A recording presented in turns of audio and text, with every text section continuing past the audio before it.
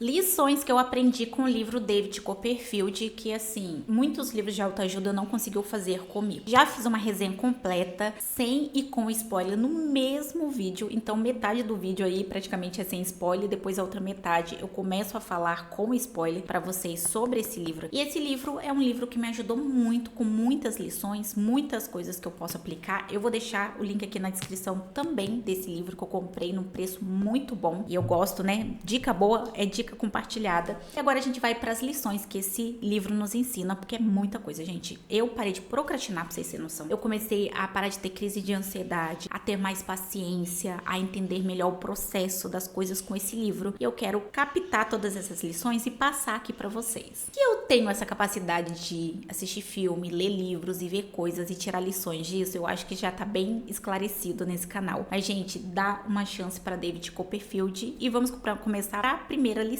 Vamos começar por trocar perfeição por dar o seu melhor. Eu acho que o perfeccionismo nesse livro nunca foi tão bem retratado de como perfeccionismo é sinônimo de fazer absolutamente nada. Tudo que você exigir de você que seja perfeito, provavelmente você vai gastar muita energia pensando e você não vai conseguir executar. E se você conseguir, você vai abandonar. Porque, gente, perfeito, não existe nada perfeito. Vamos ser sinceros. Então você consegue dar o seu melhor. E hoje em dia, nesse mundo onde a gente atrela muito as coisas à compra, a ideia de que você consegue fazer as coisas dentro do melhor que você pode fazer vai desbloquear de você esse sentimento de incapacidade. Então, às vezes você pensa assim, eu preciso de tal coisa para fazer tal coisa, né? Uma tal coisa ali. Mas às vezes você tem que trabalhar com o que você tem. E aí você começa a raciocinar, a usar as possibilidades que você tem. E a gente vê muito personagem fazendo isso. O David, ele sai do extremo nada, assim. Ele tem uma vida ali com a mãe, com a babá e tudo mais, e de repente ele perde tudo e ele vai para um cenário tão desastroso, gente. E assim, se ele fosse se apegar ao perfeito, ele não fazia nada, ele nem sai da cama, mas ele faz o melhor que ele pode. Depois a gente vai para uma segunda lição que eu até citei na primeira, que é você avaliar as possibilidades reais que você tem. Você vai ter uma vantagem muito grande se você conseguir avaliar as suas possibilidades e não dentro da sua fantasia ou do que você gostaria de ter, e sim as suas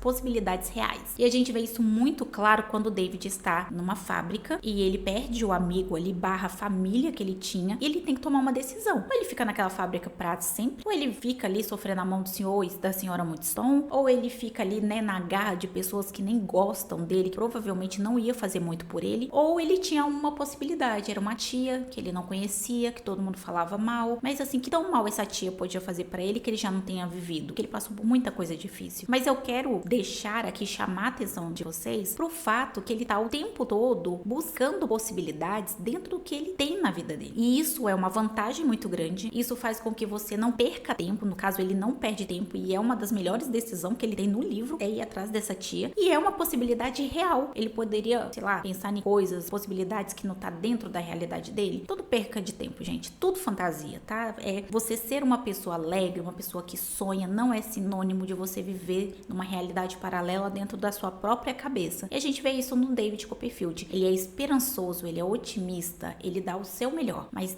dentro da realidade. Agora a gente vai para a terceira lição, que é uma das lições que para mim foi a maior virada de chave, que é atrelar caráter a ser útil. E assim, esse livro faz isso muito bem. Você vê o senhor, o irmão da Pérgore, se sacrificando para cuidar ali das pessoas que dependiam dele. Você vê a própria Pérgore ali tomando decisões para ajudar, para ser útil, para fazer a diferença dentro da realidade das pessoas que ela tinha. Você vê o próprio David Copperfield, a tia dele, o senhor Dick, e essas pessoas, todo mundo que tem caráter, né, nesse livro, porque tem sim os vilão e os sem caráter, mas as pessoas com caráter desse livro, eles atrelam caráter a ser útil e a trabalho duro. E, gente, quando você tira a ideia de você ser útil e você trabalhar duro a ter resultados que só vai te beneficiar, e você substitui isso para você ser útil, trabalhar duro, porque é uma questão de caráter, faz parte da sua essência, você quer ter caráter, você quer ser essa pessoa, a melhor versão que você pode ter, é uma das maiores viradas de chave.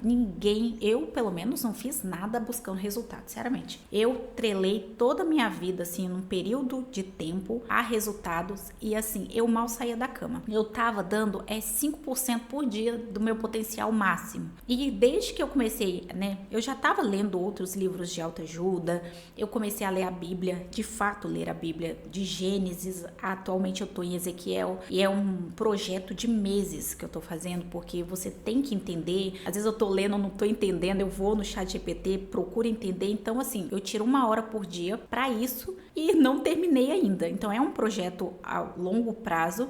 E aí quando eu li David Copperfield foi uma cerejinha do bolo para isso, para a ideia de que você pode fazer as coisas que você ama, que você sonha fazer, mas não com a motivação de mostrar para alguém ou por única e exclusivamente lucro, e sim por caráter, por sua essência, porque você quer fazer isso. É uma virada de chave que não é tão fácil, como falei para vocês, eu venho lendo já sobre bastante isso, mas se você tiver dificuldade de assimilar essa informação, eu indico muito que você leia David Copperfield, porque você vive com David, você entende o David, você amadurece com esse personagem, né? Você segue ali a trajetória de vida dele e amadurece junto com ele, porque o livro te apresenta a história dele desse jeito. Então, quando ele é criança, você vê só sobre a perspectiva de uma criança. Pode ter acontecido muita outra coisa, mas você não vê, porque você tá vendo sobre a perspectiva de uma criança. E quando ele chega à fase adulta, você começa a ter noção do raciocínio dele como uma pessoa adulta. E, gente, isso aqui é incrível, juro pra vocês. Depois vamos pro segredo do sucesso, que nos é apresentado em David Copperfield em vários personagens, que é trabalho duro. Não é macete, não é hack, não é uma forma de você... Não,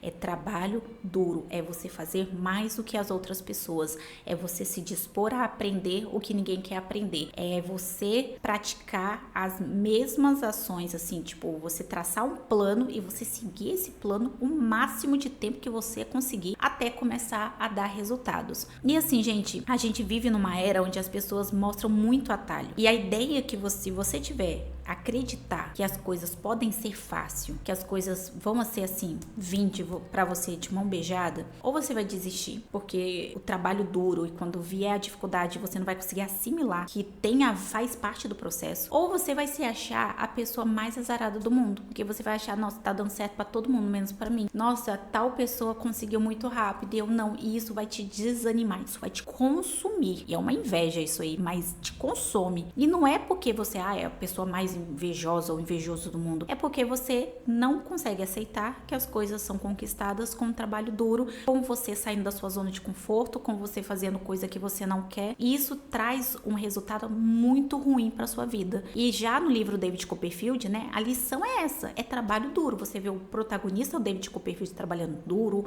a Agnes, a tia, o Sr. Dick, todo mundo desse livro trabalha duro. Então, assim, você começa a ver perspectiva das pessoas bem-sucedidas e ricas desse livro, você fala, nossa, essa pessoa aqui fez por merecer. Cada conquista do David, você fala assim, não, eu tava lá, eu vi a hora que ele acordar, sei lá, 5 horas da manhã, ia dormir depois da meia-noite, qualidade de sono não tinha. Então, assim, quando ele começa a conquistar as coisas, você não atrela a sorte. Eu em nenhum momento achei que o David conquistou o que ele conquista nesse livro por sorte. E esse livro nos deixa muito claro isso. E aí você olha e fala, tá, o David que tá errado e conseguiu sucesso? Ou é nos apresentado uma versão sobre você alcançar o que ninguém alcançou de uma maneira de mão beijada? Porque não faz muito sentido. Mas eu precisei ler esse livro aí, ler muitos outros livros para perceber que não faz muito sentido. Mas não faz muito sentido, não. E vamos falar sobre Novo Testamento, porque nesse livro tem uma conversa muito interessante entre o David e o médico, onde eles estão falando do padrasto, né, o ex-padrasto do David Copperfield e da irmã dele. E eu falo para vocês, né, já cito aqui, que eles são, assim, pessoas péssimas. Eles foram, sim, os causadores da ruína da mãe do David. E eu achei muito interessante que o médico, ele fala assim, que ele vê só o Antigo Testamento neles. E aí a gente começa a perceber nesse momento que realmente eles são muito hipócritas.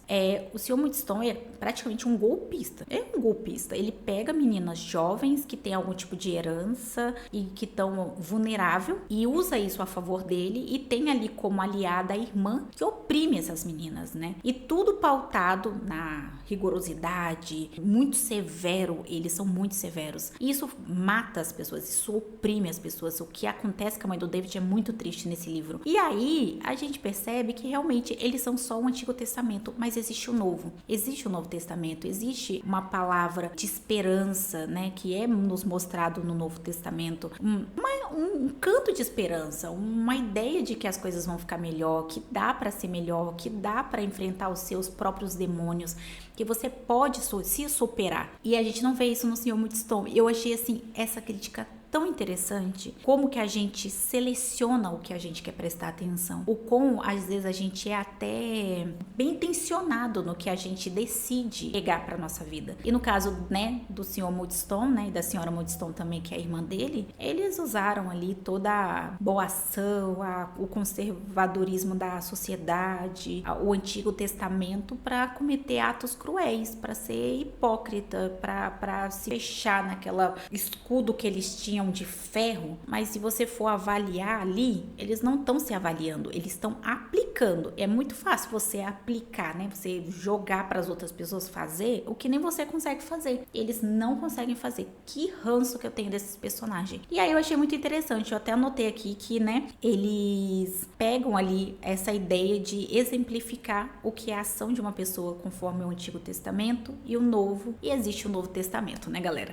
E aí a última lição que esse livro nos dá, que é o que eu peguei aqui, é se cercar de coisas que te faz bem, que é uma característica do David que é lindo. Ele tá sempre cercado de amigos, ele tá cercado de pessoas que fazem bem pra ele gosta de estar cercado de pessoas e de ambiente que o faz bem. Eu não interprete mal. Ele encara sim, ele teve um processo ali de trabalho que ele se exigiu muito, que ele trabalhava até no que ele não gostava, mas à medida que ele foi conseguindo ter resultados e lucros do que ele gostava, ele foi abrindo mão do que ele não se identificava tanto. E a mesma coisa na vida ali dele. Ele tinha sim companhia de pessoas que ele não gostava tanto, né? O Uria mesmo é uma dessas pessoas, mas ele nunca tava ali grudado em pessoas que não faziam bem pra ele. Ele dava um jeito de contornar e estar perto de pessoas que ele amava, que ele gostava. E aí se cercar de coisas boas, se cercar de coisas que te faz bem. Que às vezes a gente tá tão afundado em dores e tudo mais que a gente acaba trazendo muito pra perto coisa que nos faz muito mal. Então, sei lá, você tá muito ansioso, muito ansiosa, e aí você vai ficar ali horas e horas em feed rápido que vai te causar ansiedade? Não vai, você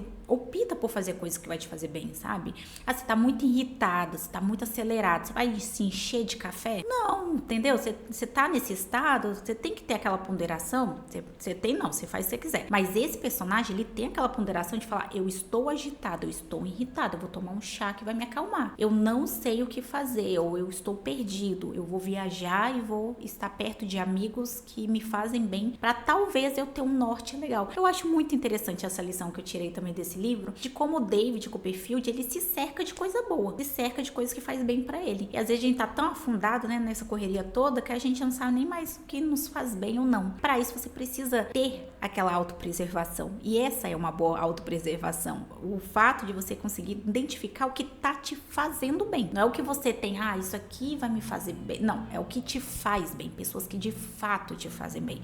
Pessoas, situações que te fazem bem, escolhas que vão te resultar, coisas que vão te fazer bem. É muito interessante, eu gosto muito. É isso, eu acho que eu trouxe aqui para vocês toda a perspectiva de lições que dá para aprender com David Copperfield. E é um livro extraordinário, gente. Muito bom. Vou deixar o link aqui embaixo se eu achar da onde eu comprei, porque foi um preço muito bom que eu paguei. E é isso. Se inscreva no canal, está bem movimentado aqui, tô trazendo bastante vídeos para vocês e até o próximo vídeo.